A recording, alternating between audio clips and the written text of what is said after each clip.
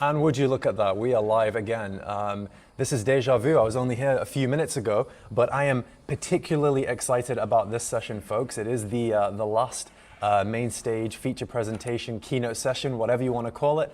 And I'm really excited about it because I'm going to be speaking with somebody who's a real pioneer in a very specific area of teaching and learning and pedagogy. I am, of course, talking about the incredible Manuel Herrera. And one of the reasons why I'm excited about this is because when I was a kid and I was in school, the only way that I could listen to my teacher as they were speaking was if I was doodling and drawing on a piece of paper, and it made them furious because they'd automatically assume that just because I'm drawing, I'm not listening. My mind is elsewhere. And every time a teacher would try and pick me out and be like, Misbah, what did I just say? I could tell them immediately. And then every teacher got used to me just drawing and doodling. So I'm gonna be working alongside you guys in the background with this session. I know Manuel's got something really awesome prepared for you all, including a first, actually, in the Wakelet keynotes, which is a really, really awesome giveaway. This is an interactive session. Manuel's going to tell you all about how to get involved. I hope that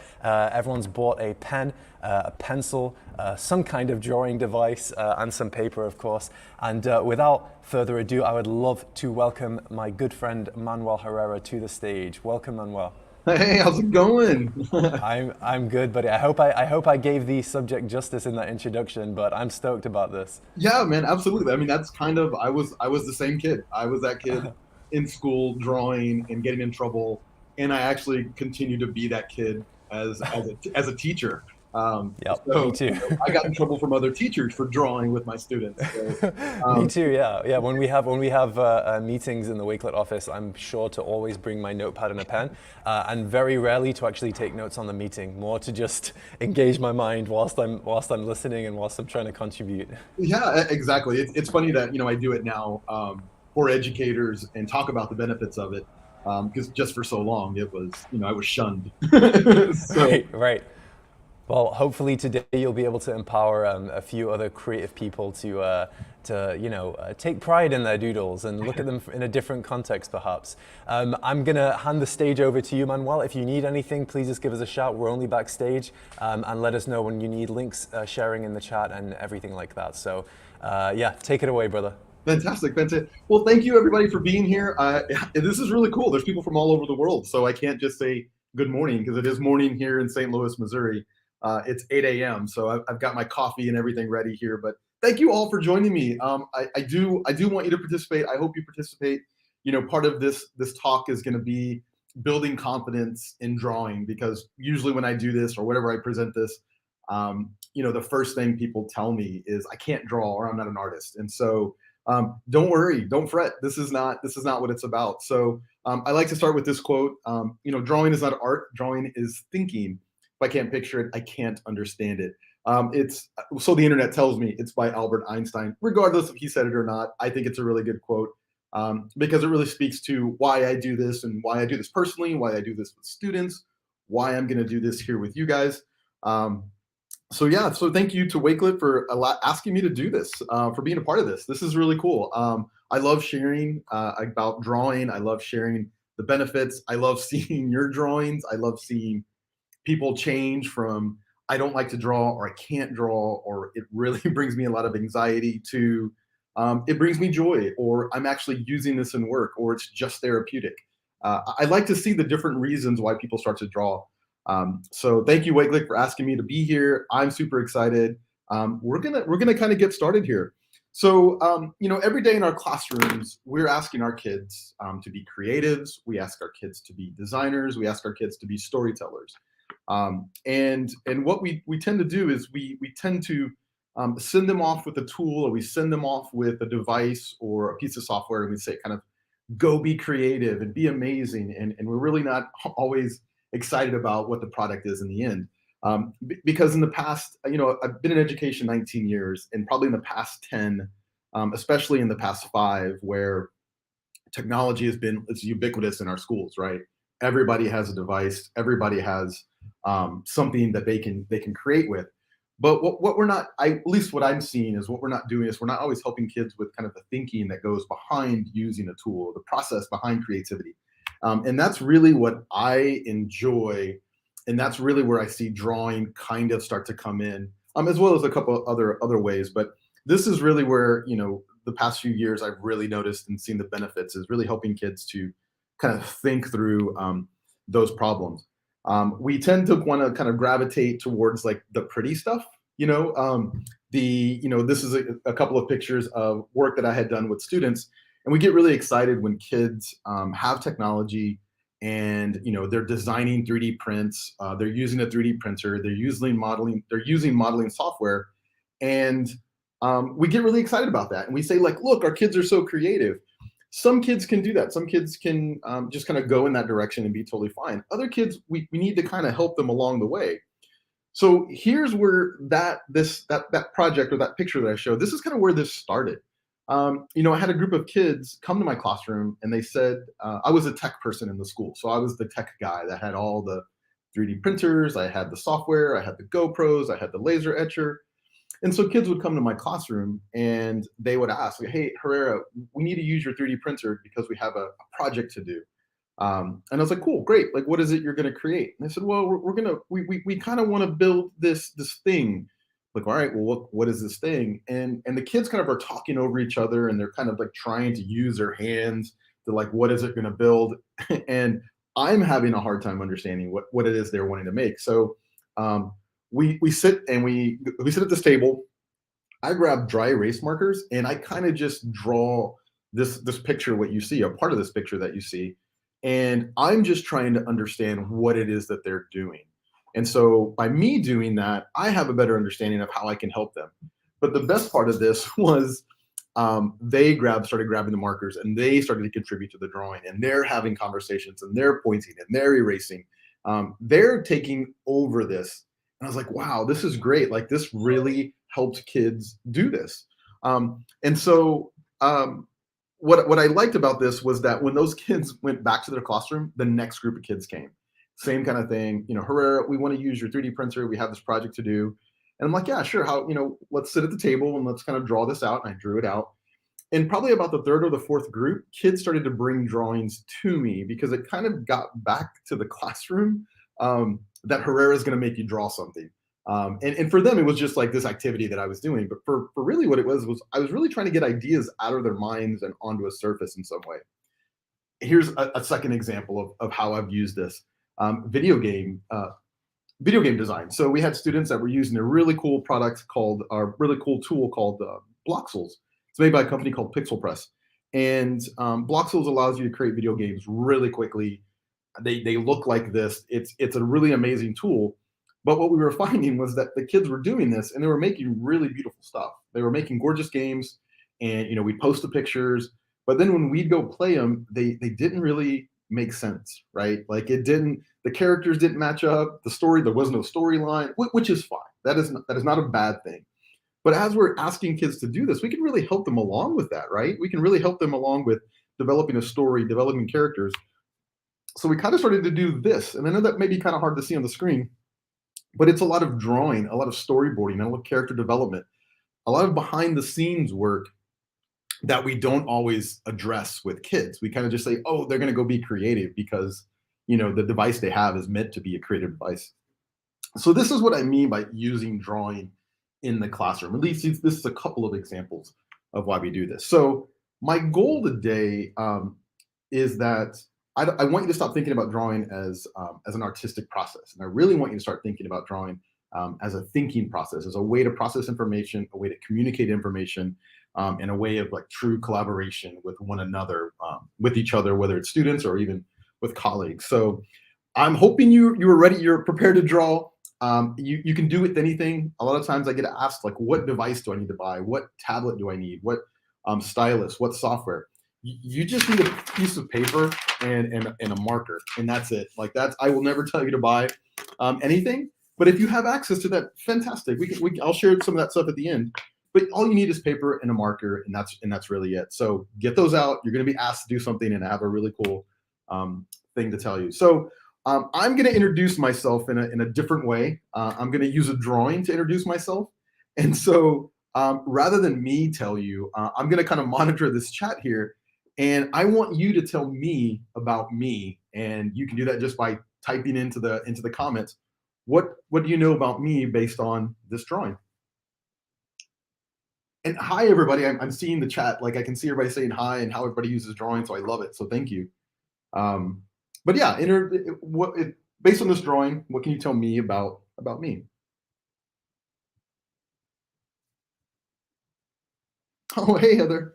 That's awesome. She's here from Syria. I love hiking, golf, swimming, and biking. Yep. So I do all those things. I try to stay pretty active.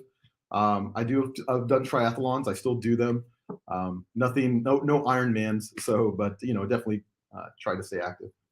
I've been teaching for, I've actually been in education for 19 years. This is my 19th year. I'm finishing up my 19th year. My first 7 were teaching, and then I've kind of been in the ed tech world, the coaching world, instructional coaching, this entire time, or the remainder of that time. I'm a dad. I've got 2 little boys. Well, they're not little anymore, I guess. I've got a middle schooler and a 5th grader. I love tacos. Yeah, Madeline. I love me some tacos. I live in St. Louis. Hey, Lisa. I live in St. Louis, Missouri. I like tacos, ramen, and specifically whiskey, Stephanie. I listen to music a lot. Like I listen to podcasts. I like to listen to things while I draw. And Lisa just, I think Sean just said the St. Louis Arch was built by aliens. I think it might have been. I didn't even know you could go in the arch until I moved here. And then I'm also an illustrator. So I've got a sketchbook there. I also do illustrations. That's kind of like my passion project, side project thing that I do. So I do enjoy drawing. I do it a lot. So when I show you some of these slides, they will be artistically done, but I don't expect you to do that. I've been doing visual thinking workshops, so this kind of workshop for about 8 years now. So during that time, I've got tons of examples. Uh-oh, my computer's gonna go dead. Just saw that, guys. Sorry. Keep going. Yeah, so I've been doing this for quite some time, so I have lots of examples, a lot of feedback from folks on how this works and how they're using it. So I'm really excited to share with you some of those ways. Okay. And the last is I'm actually going to be kind of leaving education. I'm leaving kind of temporarily. I still do consulting. I'll still continue doing speaking, but I got a job. I'm going to start working for Adobe, which is really, really cool. It's an incredibly creative company, and I'm really excited to kind of start that journey. So yeah, that's a little bit about me. Now I show you this because this is a great way to communicate information using simple drawings. I kind of spent some time on this drawing. But this is great for kids as well. This is great for kids. And here's an example. I was working with the speech pathologist, Kim Zajac. She's out of Boston. And she works with a lot of students who have trouble communicating, have trouble understanding language. And she does this with her kids. And you can see here are some examples. They're kind of just basic mind maps, right? That's just them in the center with kind of icons around the outside that represent who they are. And it's pretty powerful stuff. This is a great way for you to understand and learn your students. Think about the beginning of the year, we're always asking kids, tell us about yourself, or write a narrative about yourself. And we're gonna share it with the class. This is a great way for them to kind of just organize their ideas and organizing their thinking, maybe even do some pre-writing without doing any writing. I'm definitely someone who does not like to write. And so something like this would have been really helpful for me just to organize my thinking before I had to write in school. So think about doing this with your kids, or think about doing it for yourself. And what's kind of great about it is in the research about using drawing, that it does help with memory, it does help with recall. And so it even just having that visual, even though you didn't draw it, but looking at a student's visual will kind of stick in your mind, whether it's a silly illustration or something funny, that stays with you and that helps you to connect with your kids. So in the year, or throughout the year, as you're trying to recall something that they're interested in or something that they want to talk about, you'll recall those images. You might even want to do this activity at the break, at whatever your holiday breaks, because kids grow, kids change, and their interests change. So this is a great activity to do with your kids. You just might be doing this activity as well. So those are some examples of how I use drawing and how I've seen drawing used, and the things I talk about. But let's address this kind of elephant in the room for some people. I can't draw. I'm terrible. I can barely draw. Whatever. That's okay. That's not what this is about. So let's do this. I'm gonna have you guys go ahead, and I'm going to kind of build some confidence with you. So this is a part where you're going to take out some of your paper. And what I want you to do is get a piece of paper, get your marker, and I want you to create these kind of squiggles on your page. I've got about, 6 or 7 of them there. I want you to do that as well, but I'm going to show you what I'm going to do. Let's see if I can do this. I've got so many things plugged in here. Hopefully I can get this going before my computer dies. And I'll show you what I mean by a squiggle.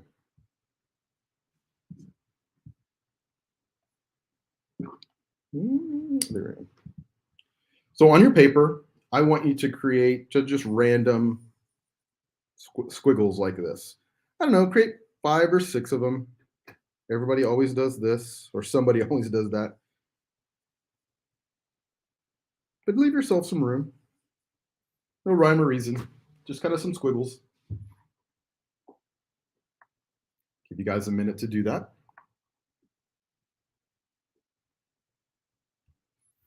All right, so now that you have these 6 or 7 squiggles on your page, right? What if I told you that we were going to turn these into birds? Yeah, we're gonna turn these into birds, and I'm gonna show you how. I always use one marker. I'm gonna change colors just for dramatic effect on here, but I always have kids just use a marker. And you're gonna turn each of these into a bird by kind of looking at them in a different way.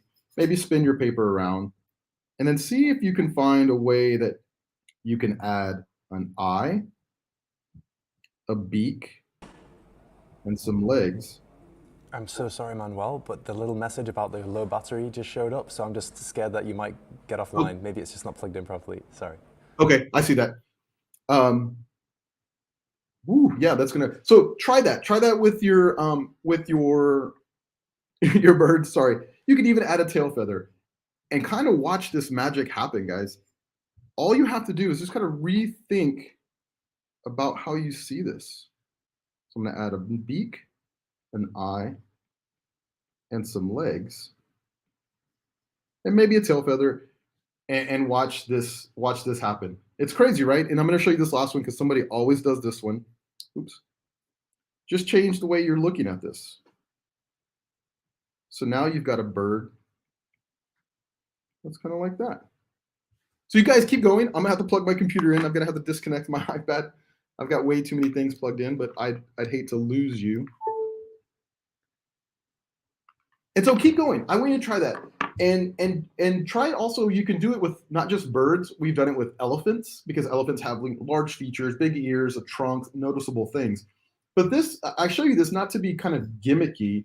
I show you this because I want you to start thinking about drawing like this. You drew, I don't know, roughly 6 or 7 birds, right? In about, well, if you're still drawing, I mean, well, I don't know, we'll say about 90 seconds. You took about 30 seconds to draw some squiggles across your page. You might have thought about those as you drew. But then after that, I gave you instructions to add beaks, eyes, and legs. You drew the rest of it probably in about 60 seconds. So roughly in about 90 seconds, you were able to draw 6 or 7 birds. If I see, I have a rooster. Had I just told you to come in here blank paper and said, hey, we're going to draw 7 birds today, some of you would have panicked. Some of you have been like, no, not doing it. Somebody would have been like, yeah, let's do this. So it's a variety, but I don't want you to think about the art. I just want you to think about getting the idea out first. So if you can approach drawing from that lens, you're going to be just fine. Because you know what? If it doesn't look like a bird, you can just write the word bird underneath and then kind of go about your business and continue talking. You can start to talk about migration. You can start to talk about flocks. You can start to talk about food chains. It's all up to you what it is you want to talk about. You're not getting caught up in the art. So I'm kind of looking at the chat. I see people kind of get how this works. Sorry, I have my dog in here and it's really early. So if you hear her bark, I apologize. But yeah, this is how I want you to approach drawing simplistic kind of ideas. You can always go back and add details. You can always go back and color in the bird if that is important to you or important to the topic that you're talking about. So I'd love for you to tweet those out. That would be awesome if you share using the conference hashtag. That would be wonderful. But I'm going to keep going. So the next piece is another way to kind of help you think about drawing is to really think about the elements that make up drawing. There are basically these 6, 7 elements that can make up drawing, kind of like an alphabet, right? This is kind of like a visual alphabet. So if you think about letters, letters combine to make words, right? So kind of think about these shapes here. If I were to combine them, I can also make larger drawings. So I'm pretty sure we can all kind of draw these. So this, I mean, we can all draw a dot. We can all draw lines, rectangles, basic shapes, maybe a scribble. You proved it just now, and then kind of a blob. If I can take all of those shapes, I bet I can actually draw something really, really cool. And I'll show you. So take a minute. I want you to draw those. Keep those for yourself. Draw those just as a good warm up. I'm going to have a sip of coffee. Check on my dog. Yeah, KJ, it is very simple. It's, if you kind of think of these things, we can all draw these. The dot by Peter. Oh, that's Stephanie. I have another activity based on the dot. So basic elements. Now, if I were to combine all these, I can draw just about anything for the purposes of communicating. Now, I didn't come up with this idea. This was done by, I believe, Dave Gray, who is a visual practitioner, and he kind of came up with this idea of taking all these elements and combining them to make simple drawings for the purposes of communicating. So here's an example of what it could look like when I combine all these things together. So I'll give you a minute, kind of look through those. What do you see? So using the chat, tell me just what do you see in these pictures?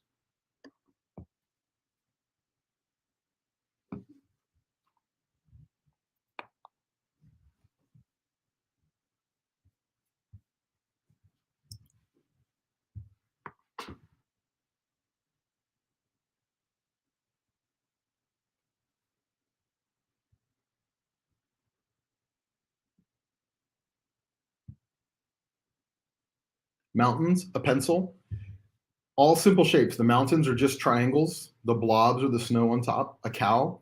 So Tanya, you said the cow. This is interesting. Mike, I don't like to draw animals. It's weird. I'm an illustrator. You would think that that's just something I do. I do draw them, but I don't always like to draw them.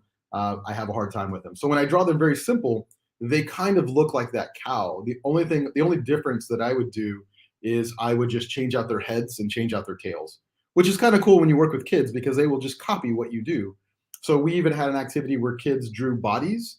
They drew almost like a kind of a chart. They drew a bunch of different bodies, a bunch of different heads, and a bunch of different tails, and they can match everything up to make like a pig or a rabbit or a cow.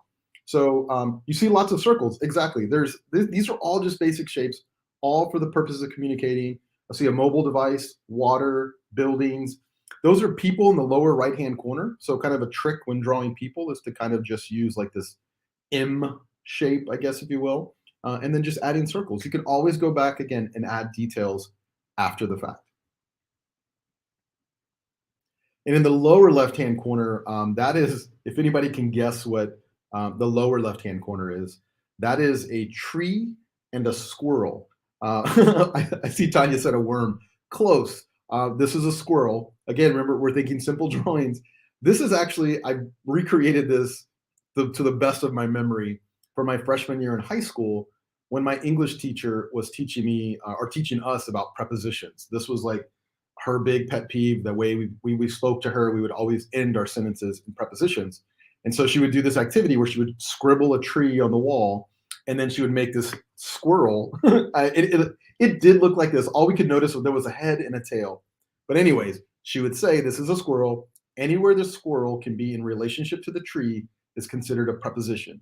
So it can be above the tree, it can be below the tree, it can be behind the tree, it can be in the tree, it can be outside of the tree. And I mean, here I am, 44 years old, and I still remember that from 16, 15 years old, and it kind of stuck with me. Again, simple drawings to explain complex ideas is fascinating. So I want you to practice. I want you to take a minute. I want you to practice some of these, practice some drawings,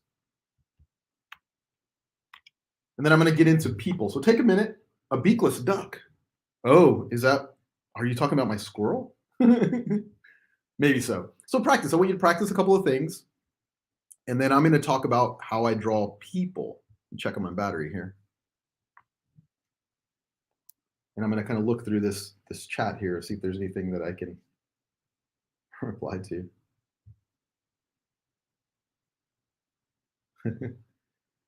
Heather, that's no fair. You're cheating. You've been to this session before. Auto draw is really good too. A face, a cow, a pencil. Hey, from Fort Worth. You're very welcome. You have your 9-year-old daughter is in love with the session. That's awesome. I love that they're. I'm actually going to go work with some 9-year-olds after this. So here in St. Louis, and so I saw a lot of people from Texas. Lisa, I know you're from Texas, but I originally grew up in Texas, so that's the thing you do. You got to say hi to folks back in Texas. I'll actually be there this summer. Okay, so hopefully you've got some practice. Hopefully you're warming up. Now I'm going to show you how I draw people. I promise this isn't just a drawing session. This is also like how do you apply it to school. But I've got to get you excited about drawing first, right? Um, so people, this is how hey Monique, this is how I draw people. I used to draw people, and most of us do when we draw people for referencing something that we're talking about in class. You kind of go with the stick figure action, right? You kind of draw the head, you draw the body, and then you draw the two legs and the arms. But what happens is that when you're trying to distinguish between two people, it gets a little tough, right? Because you have that stick in the way, in the middle, not the stick, but the body is in the way. And so you try to draw a shirt on them, and it's too hard. I like to do it like this. I now draw my people kind of with a wider body. I hope it's not like drawing the squirrel. I draw the body a little bit bigger. So now I have this chest area where I can fill in any details that I need to help me distinguish between two characters or two people or two individuals that I might be talking about or taking notes on. And I'm going to show you, this is me totally showing off, but I'm going to do it anyway. These are all, obviously these are all people, but these are all people that have the same body. The only difference is I took some time to go in and fill in details. The other difference is if I had someone who had a robe on, so like Frida Kahlo in the upper left-hand corner, she has a robe and kind of this shawl kind of thing on. So I extended her body a little bit. Or Sotomayor in the center of the page is one of our Supreme Court justices.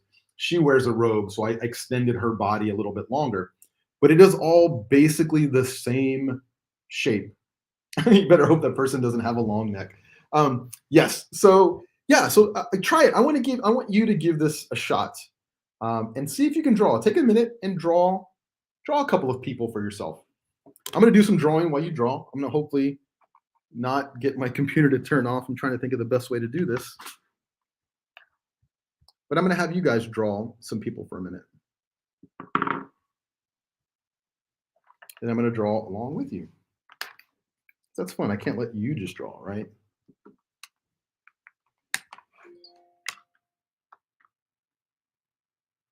Because this is the important part of the session.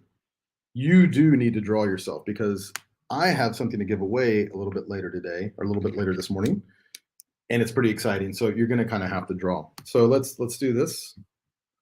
Go back to my iPad, and I got to keep an eye on my battery. I can't believe that it went dead. But people. So I was talking about drawing people.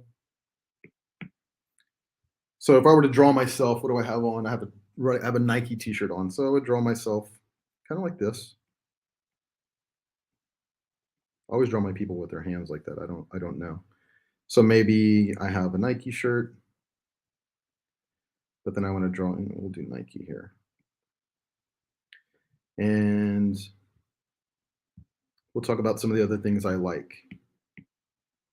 And I'm going to keep this simple. I'm going to show you. I'm going to draw things that are on my desk, and I'm going to show you how I keep things pretty simple. And I will say concrete objects are very easy to draw, right? Because we see them every day. We know what they are. But when we get to real abstract things, it can be difficult. So for example, social emotional learning is a topic here in the States that we talk about a lot. So if we're talking about empathy, we have to draw empathy. That can be a challenge. That can be tough. So sometimes you may have to be creative. So in front of me, I have just a cup of coffee, and it's from Rise Coffee. So I mean, I'm keeping this simple. Rise Coffee is a coffee shop here in St. Louis.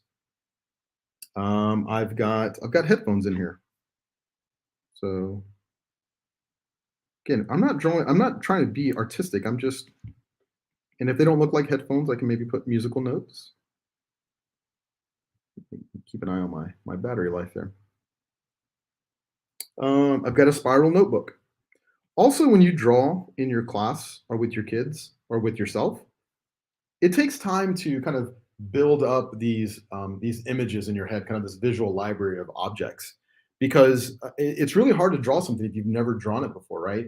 But if we're always drawing maybe everyday objects, I love drawing everyday objects. Um, you'll kind of eventually learn to draw them really, really quickly.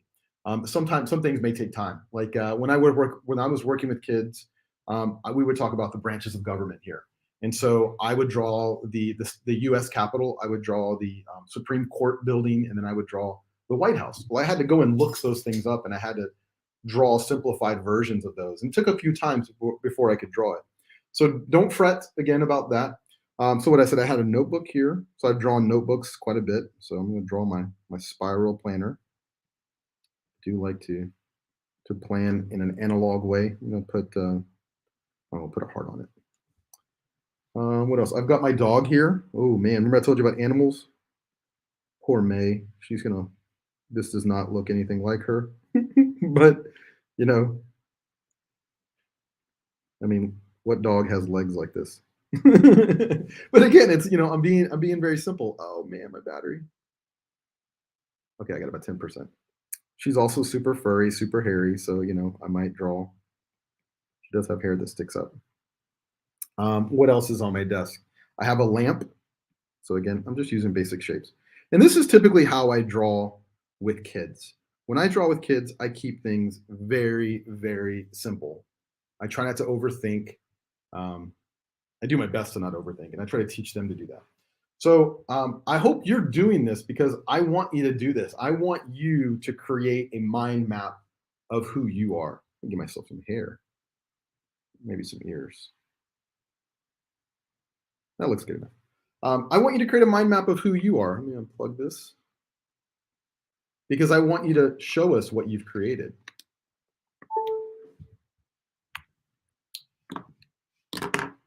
So another tool that you can use, and I believe somebody mentioned this earlier, was Quick Draw with Google.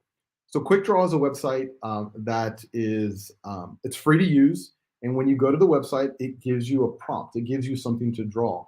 So for example, the left-hand side of the page is one screen, and in this, it gave me the prompt of drawing a cactus. And so what you do is you try to draw it using your tablet, or you can use your mouse on your touch screen. And you try to draw it. And as you're drawing it, it tries to guess what you're drawing. So it'll say, you're drawing a tree, you're drawing a flower. Oh, I know what you're drawing. You're drawing a cactus. And it's really cool. The kids really like it, but it's a great way to practice drawing things that you might not be thinking about.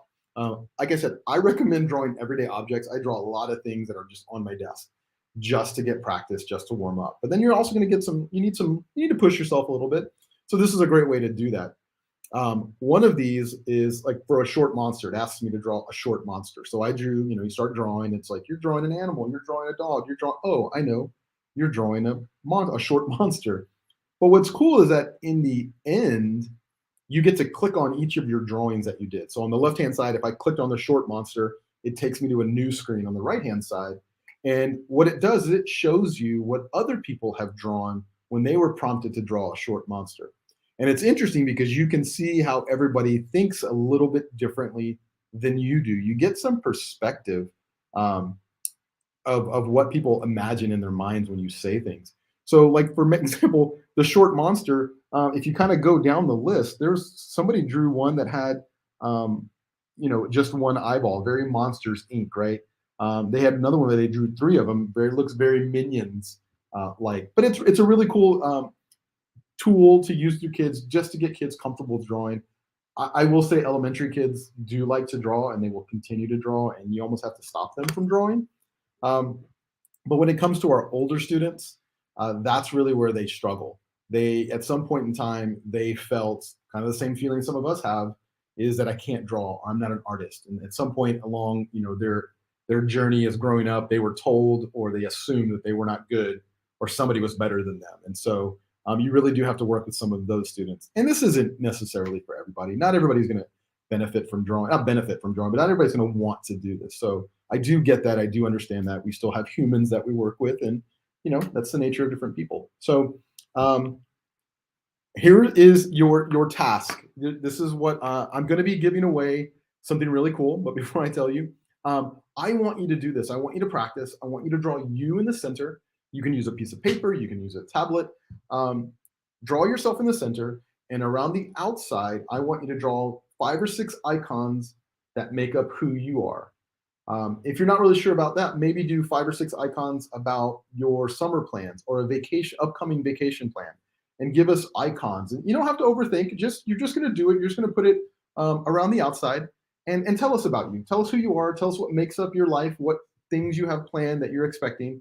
And I want you to tweet that out. And I want you to tag myself, and I want you to tag Wakelet, and I also want you to use the hashtag Wakelet Community Week. Because what we're going to do is we're going to draw a name, and we're going to give away an iPad. Yeah, we're going to give away an iPad to somebody who's going to draw today. So if that's not incentive, I don't know what is. So I would love to see what you create, and I'm hoping this creates a lot of examples. So draw yourself in the middle. You can use kind of the stick figure that I showed you and decorate yourself. And then, not decorate yourself, but give yourself some, identity, and then draw the icons around you. 5 or 6 icons. Keep it simple. Make sure you put, your Twitter handle, or well, I guess it's going to be on there because you're going to tweet it. But put any information on there. If you have a website, put that on there. If you have something that you're proud of, put a link to it on there. And then again, you're going to tweet it out. Tweet it out today as soon as we're done with this. And we're going to draw a name. I'm not sure 100% what time we're going to draw the name, but it'll happen today. And then you're going to get an iPad. That's pretty cool. Oh yeah, make sure to tag me. My Twitter handle is Manuel Herrera 33. So make sure you have 33 at the end. I want to see your drawings. I'm excited about this. I wish I could do it because I could use another iPad. So hopefully you're working on this. Keep drawing. Just then listen, and I'm going to talk a little bit about how I see this in schools. So I see drawing being used 3 different ways in schools. I've seen it used as notes, so note taking. I've seen it used in the problem solving process, and I've seen it used in design. And those are really great ways to introduce drawing, whichever one of these avenues fits best with your content area, whichever one of these avenues fits best with you. But I'm going to give you some examples and show you what this looks like. So the first one, and this usually comes up a lot, is note taking. So sketchnoting. Sketchnoting is a form of note taking. If you're not familiar with it, you're consuming information in some way, right? You're consuming information, whether it's a lecture like I'm doing now, or not a lecture, but a session that I'm doing now. Maybe you're watching a YouTube video, you're listening to a podcast. I do that all the time. But then you're drawing what you're seeing or what you're hearing in order to remember what it is you're listening to or what it is you're consuming. I've done it with music lyrics. I've just drawn music lyrics before. I did that a lot as a kid. I grew up in the time where I could open up a CD case or a cassette case, and I had liner notes, and was able to look at the lyrics and draw them. So sketchnoting, that's really what it is. It's using drawings, it's using text, it's using just simple doodles to capture information. So I want to show you this. So this is I went to Google, I typed in sketchnoting, and this is the image that comes up. This is literally the first image that comes up. And I grabbed this, I captured this, and I did it because I want you to see this, but I don't want this to scare you, because sketchnoting is unique and it's an individual thing to every person. Some of the ones that you see here are done very well. They're very artistically done. There's lots of color. There's some intention, and that's totally fine. I mean, all those things can exist in a sketch note. I just don't want this to scare you, because you're going to worry well, mine's not as pretty. It's not about that. It's about the information. It's about the ideas you're trying to capture. So don't feel like yours has to look like this. It can if you want it to, if you want to spend the time. But remember, it's personal. It's personal to you. I sketchnote. I do that. I capture information that I'm hearing or I'm seeing, and I take my time. I may draw a rough draft of it to kind of give you an idea of how this all comes about. I may draw a rough draft of this, and then I may go back and actually include more art and more drawing. So I took time to draw Wayne and Taylor. I went back and I drew those guys. You don't have to do this. Mine was very artistically done. Mine was very intentional. It had a purpose that was going to be displayed somewhere. Thank you, Erica. That's very nice of you. But I want you to also know that it can look like this. And I hope you guys can see this. This is actually 5th graders that I worked with in our school district. that were reading the book Home of the Brave. And what we did was I went to the classroom and they had already started reading Home of the Brave. And we introduced drawing and we talked about the benefits of drawing and how it works. And the first thing I did was like, let's talk about your book Home of the Brave and Keck, the main character. And so if you look in the upper left-hand corner, I know it's kind of small, but that's the main character. And that's kind of that mind map I was telling you about or was showing you or asking you to do to win a free iPad. So I hope you tweet these out. But that's Keck. That's him in the corner. And I just started drawing the things that they were talking about. Like, what do you know about Keck? You know, Keck had a pet named Goal, and so it was a cow. And so I drew the cow, and you can see my cow looks like my dog, looks like all the animals I draw, and kind of continued around that. And then when I was done, I said, okay, now it's going to be your job to finish this because I'm going to leave. Or I came back one more day, but I said I'm going to leave, and then I'm going to leave this with you. So we had access to a poster printer. I printed it on a 36 by 54 inch poster paper and printed out 5 of them. So the entire right-hand side of the page was blank. And we printed out multiple because you have about 25 to 30 kids in a class. You want everybody to have room to draw. And so what they did was as they continued to read the book, they contributed drawings that made sense to them about the story. And so in the end, you had this kind of beautiful drawing that these kids all contributed to. Again, it's not artistically done, but the kids will remember what they did. This is probably one of my favorite pictures that I've taken of kids doing kind of sketchnoting or note taking. So I'm going to let you look at that for a second. Anybody want to take a guess as to anybody wants to take a guess as to what this was about?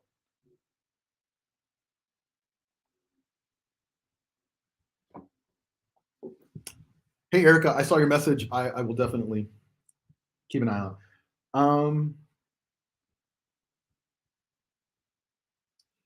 So these were high school seniors. This is our AP, BF Wilson. This was our AP Lit class. So these were juniors in high school, and they were reading The Great Gatsby.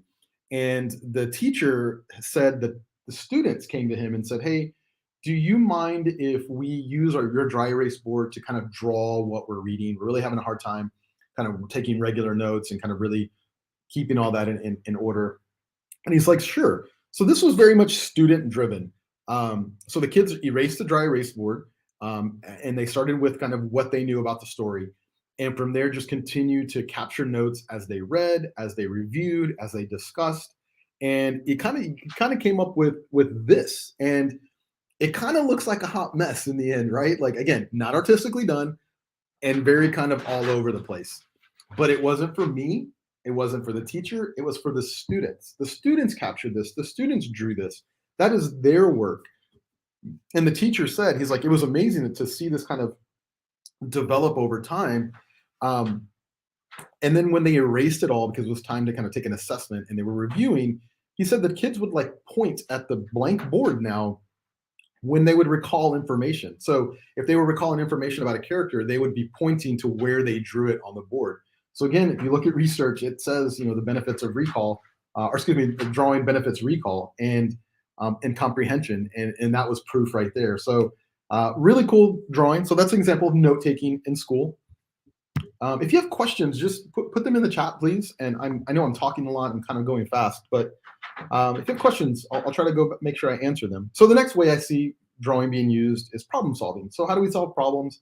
I know here we talk about creating students or developing students to be creative problem solvers. But what does that mean? Be creative problem solver. Well, I use drawing to be creative problem solvers. We use drawing to brainstorm. We use drawing as mind maps. We use flowcharts, journey maps. So this is how I use drawing to be problem solvers. So again, doesn't make any sense. A bunch of scribbles on a page. But this was actually an intentional and purposeful brainstorming activity with our kids. We taught them how to use, we called this Crazy Eights, and it was a way for them to come up with multiple ideas. So part of creativity is creative fluency and being able to ideate as many ideas as you can, and then from there kind of condensing those ideas down into 1 or 2 feasible things. But you got to start somewhere, right? And so we taught kids how to brainstorm. We taught them what that meant and what that can look like, what they can feel like, how they can struggle with that. But how you can use drawing to just kind of capture those ideas first. And then you can go back and kind of fine tune them or just realize like that was a silly idea.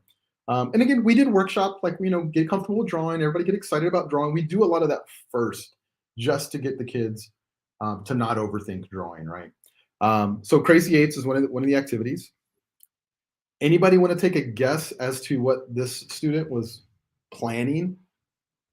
So they were planning. So this is a group of students. The other students were behind her, but they were planning something. Anybody want to take a guess? Oh, Wakelet, you guys use Crazy Eights. Fantastic.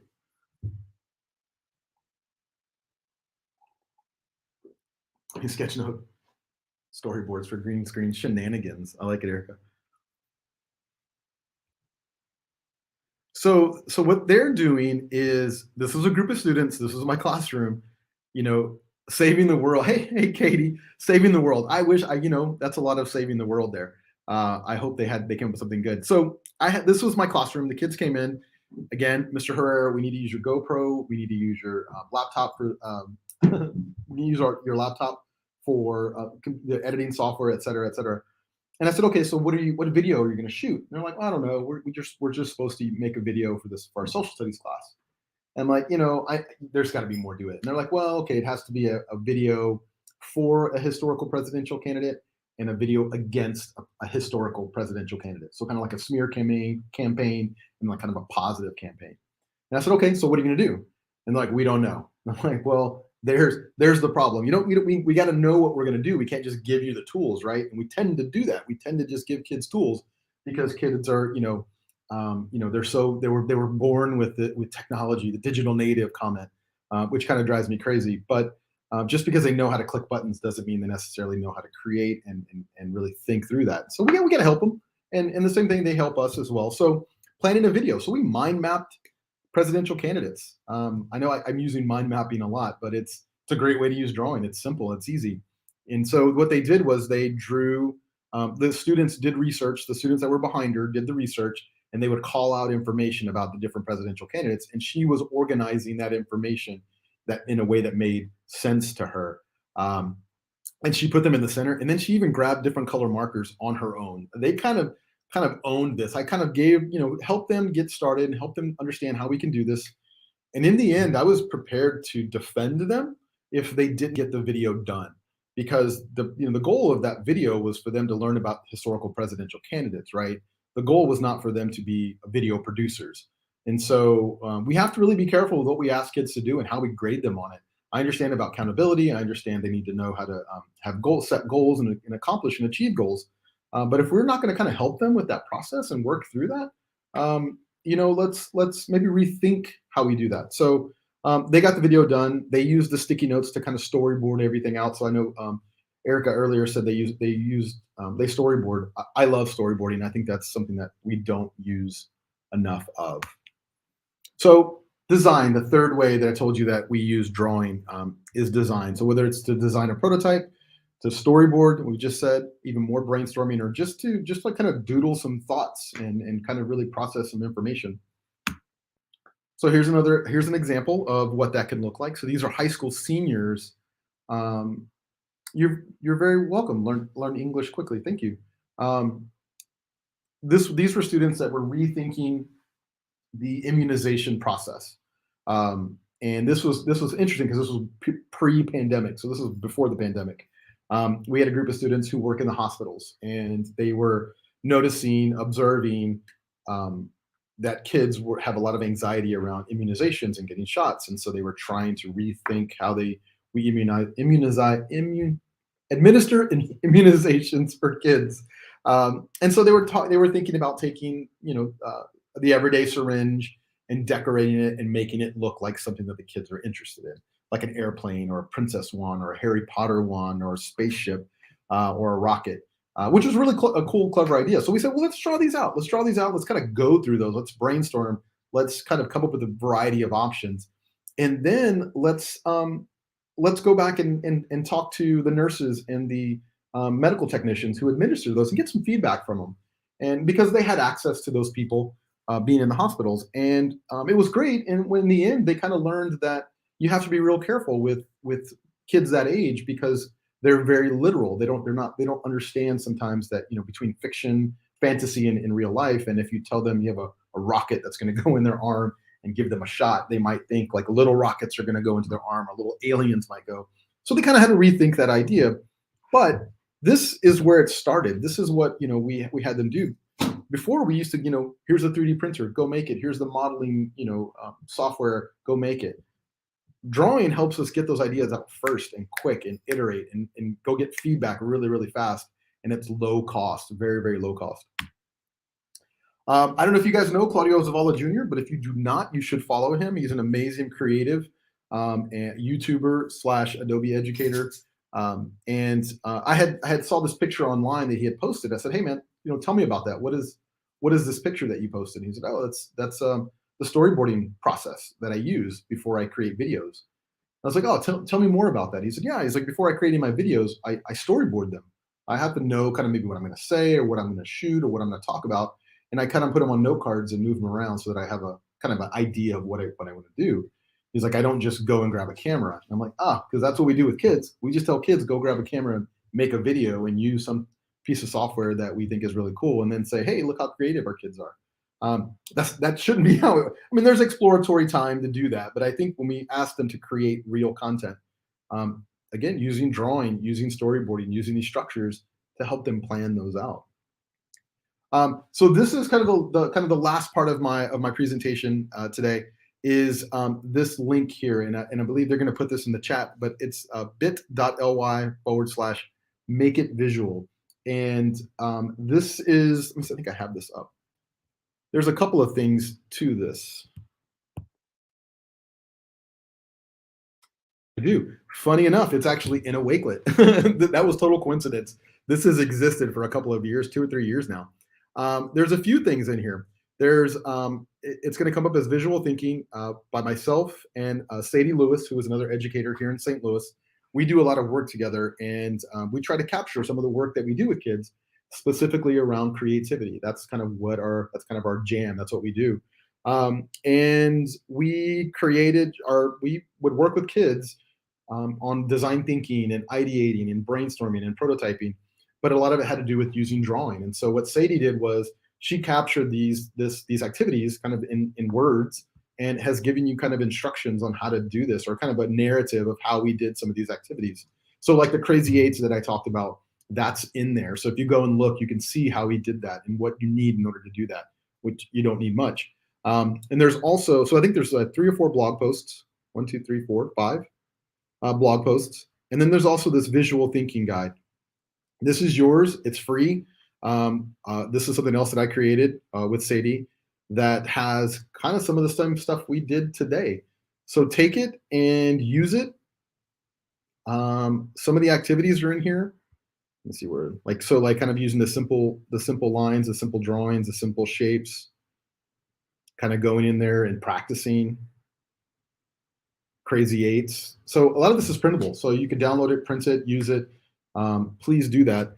And yeah, I'm excited about what you guys are going to do with this. And I think, let me go back to the slideshow.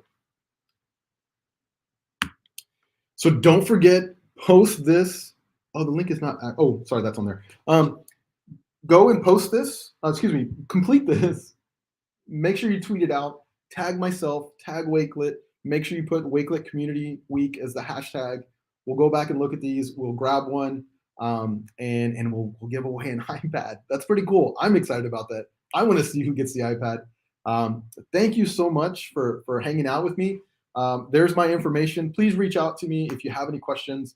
I think if you scan that, it may take you to my website. I'm not 100% sure. Or it may just take you to my social media. But I'd love to see what you do. Share with what you do. Share with me what you do, what you come up with. I only have so many ideas. I love to see what other people do with drawing. I hope that I, at least change your perspective on drawing and made it a fun, safe space for you to kind of use with your kids and yourself. So yeah, that's it.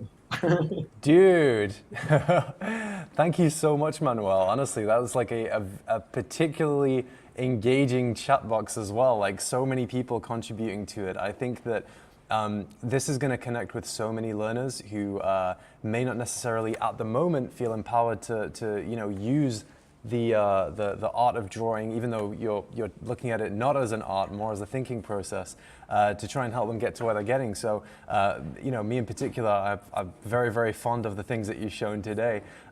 What an awesome presentation, honestly. I absolutely love it. Do you want to just kind of reiterate again how people can follow your work a little bit more? I know that you've got your stuff up there, but what can people expect from you in the coming weeks, months? How can people get involved in what you're doing? Yeah, sure. So like I said, my website is there. So I try to post things on there that I'm doing. Not Twitter. Instagram is probably the best thing to follow me at. It is very visual. Right now I'm going to be working on another children's book, which I'm excited about. I've illustrated one, and this will be my second one to do. If you're attending ISTE, that's going to be in New Orleans this year in a couple of weeks, or like next week, I will be there doing the same workshop. So I'd love for you to join me if you're there. It's both virtual and in person. What else? I think those are the kind of the big things that I have planned. Going to be starting a new journey with Adobe, so I'm sure I'll be documenting that as I go. I'm trying to think if I have any other live sessions that I'm doing coming up. Nothing I can think of, but I think those are the best ways. Instagram is probably the best way to find out what I'm doing. I love to post everything that I'm doing there. That's it. Awesome. And we will be posting, we'll be sharing a link with all of the resources that were shared today, including ways that you can get in touch and reach out to Manuel, along with his website, his social accounts, and that kind of thing. I'm really, really excited to see what people post on Twitter. Like I said, it's the first time that we've had a competition attached to one of our feature presentations. So I'm really, really excited to see and start browsing Twitter. And then obviously, one lucky person will be winning that iPad. And there are so many amazing things that you can do with an iPad. We've got loads of people here at Wakelet who use it to take notes, to make sketches, to do storyboards. Actually, one of the last videos that we did, I did that on a storyboard, and I found it really, really useful, and I used an iPad to do it. So this is mine here. I'm not sure if the camera can see it. Wait for it to focus a little bit. But you got a burger and fries from Five Guys, which I missed out on a couple of days ago, but I really love that. You've got me kind of playing around in virtual reality here, because I'm giving that a go nowadays. Oh, there you go. You've got my cat up there. You've got me lifting weights because I'm trying to start exercising. You've got myself playing basketball, the guitar, which I really need to get from under my bed, me looking forward to going on holiday, and then this is just work. this is my representation of work. That's part of it, man. I love it. I'm going to remember that stuff. Right. So everybody, I'm sure that you all did that, and I know that we've got hundreds of people joining us today, so we cannot wait to see those sketches on Twitter. Make sure to follow Manuel. Like since I started following you, Manuel, I've got some amazing ideas from you that I know that we can bring those into the way that we do things at Wakelet as well. So I cannot imagine how beneficial that is to bring into the classroom. Cool. Dude, Thank you so much. Incredible session. Really, really appreciate it. Thanks, man. Thank you so much. Thank you, everybody. I see people saying thank you. Tanya, thank you guys, all of you. Thanks everybody for joining us across the world. We cannot wait to see you for the next session. And obviously we have our international sessions tomorrow as well, which will be in native languages. So make sure to check out the schedule for that. In the meantime, this was the last feature presentation of the Wakelet Community Week journey. And I am so happy that I got to share that with you, Manuel. Thank you so much, brother. Absolutely, guys. Take care. Thank you. Bye-bye, everyone.